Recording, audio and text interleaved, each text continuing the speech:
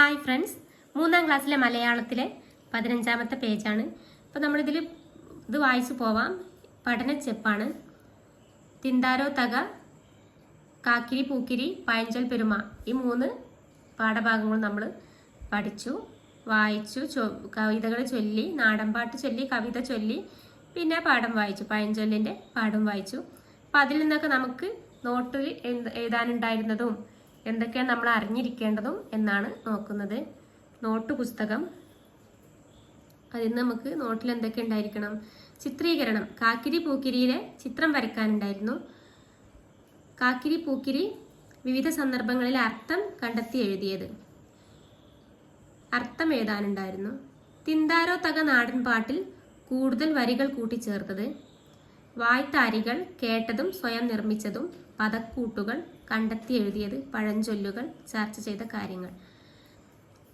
അപ്പോൾ ചിത്രീകരണം, കാക്കിരി പൂക്കിരിയിലെ മാവും തേന്മാവും അതിൻ്റെ മാങ്ങകളും ഒക്കെ നമുക്ക് ചിത്രം വരയ്ക്കാം, അതുണ്ടായിരുന്നു. കാക്കിരി പൂക്കിരി വിവിധ സന്ദർഭങ്ങളിൽ അർത്ഥം കണ്ടെത്തി എഴുതിയത്. അപ്പോൾ കാക്കിരി പൂക്കിരി എന്നതുകൊണ്ട് എന്താണ് ഉദ്ദേശിക്കുന്നത് എന്നാണ് അതിലുണ്ടായിരുന്നത്. അപ്പോൾ എങ്ങനെയൊക്കെയാണ് കാക്കിരി പൂക്കിരി ഇതിൽ വരാൻ കാരണം എന്നാണ് ചോദിച്ചത്. എന്തുദ്ദേശിച്ചാണ് കാക്കിരി പൂക്കിരി വരികളിൽ കൊടുത്തത്? വീണ്ടും വീണ്ടും വന്നല്ലോ, എല്ലാ വരികളിലും റിപ്പീറ്റ് ആയിട്ട് വന്നിട്ടുണ്ട്. അപ്പോൾ അത് എന്തുദ്ദേശിച്ചിട്ടാണ് കാക്കിരി പൂക്കിരി എന്ന് പറയുന്നത് എന്നാണ്. തിന്താരോ തക, നാടൻ പാട്ടിൽ കൂടുതൽ വരികൾ കൂട്ടിച്ചേർത്തത്. നാടൻ പാട്ടിൽ നമുക്ക് അഞ്ചാനമ്മയ്ക്കും മക്കൾക്കും ആടാൻ എന്ന് പറഞ്ഞിട്ട് വരികൾ കൂട്ടിച്ചേർത്തത് ഉണ്ടാകും, അത് നോട്ടിൽ എഴുതാനുള്ളതായിരുന്നു.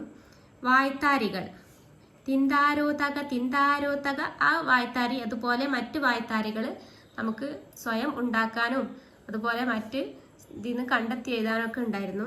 അതൊക്കെ നമുക്ക് സ്വയം നിർമ്മിച്ചതും കേട്ടതും ഒക്കെ നോട്ട് പുസ്തകത്തിൽ എഴുതാം.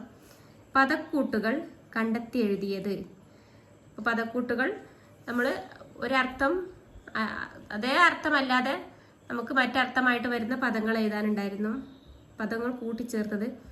പഴഞ്ചൊല്ലുകൾ ചർച്ച ചെയ്ത കാര്യങ്ങൾ, പഴഞ്ചൊല്ലുകൾ എന്തിനാണ് ഉദ്ദേശിച്ച് പറഞ്ഞത്, എന്തുദ്ദേശിച്ചിട്ടാണ്?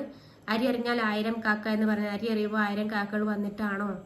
അതുപോലെ കാക്കക്കൂട്ടിൽ കല്ലിട്ട പോലെ എന്ന് പറയുന്നത് കാക്കക്കൂട്ടിൽ കല്ലിടുമ്പോൾ ആണോ പറയുന്നത്? അതൊക്കെ മറ്റ് സന്ദർഭങ്ങളിൽ ഓരോന്ന് ഉദ്ദേശിച്ചിട്ടാണ് പറയുന്നത്. അപ്പോൾ അതൊക്കെ നമ്മൾ ചർച്ച ചെയ്ത കാര്യങ്ങൾ ഒക്കെ എന്തുണ്ടാവണം? നോട്ട് പുസ്തകത്തിൽ ഉണ്ടാവണം. രചനാശേഖരം, അപ്പോൾ നമ്മൾ മറ്റ് ഇതിൽ നിന്ന് എഴുതിയെടുത്തത്, കണ്ടെത്തി എഴുതിയതൊക്കെ എന്താ ഉണ്ടായിരുന്നത്? നാടൻ പാട്ടിൽ പുതിയ വരികൾ കൂട്ടിച്ചേർത്തത്.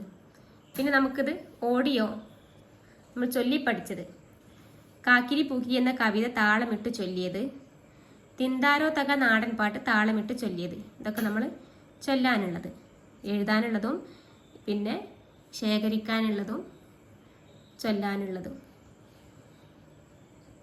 പ്രത്യേക അവതരണ സന്ദർഭങ്ങൾ, ഇനം, വിഭവം.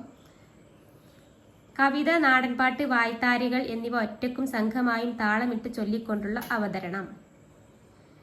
കവിത, നാടൻപാട്ട്, വായ്ത്താരികൾ എന്നിവ ഒറ്റക്കും സംഘമായും താളമിട്ട് ചൊല്ലിക്കൊണ്ടുള്ള മികച്ച അവതരണം. ഇപ്പോൾ ബാലസഭയിൽ അവതരിപ്പിക്കാനും, പ്രഭാത സർഗവേള, അതുപോലെ നവമാധ്യമം. കാക്കിരി പൂക്കിരി കവിതയ്ക്ക് വരച്ചു ചേർത്ത ചിത്രങ്ങളുടെ ഫോട്ടോ, അതാണ് ഇവിടെ പറഞ്ഞത്. അപ്പോൾ ഇത്രയും കാര്യങ്ങൾ നമ്മൾ ഇതുവരെ കാക്കിരി പൂക്കിരി, തിന്താരോ തക, പഴഞ്ചൊൽ പെരുമ, ഇത്രയും ഭാഗങ്ങൾ നമ്മൾ പഠിച്ചതിൽ നിന്ന് ഇത്രയും കാര്യങ്ങൾ നമ്മൾ അറിഞ്ഞിരിക്കണം. നമുക്ക്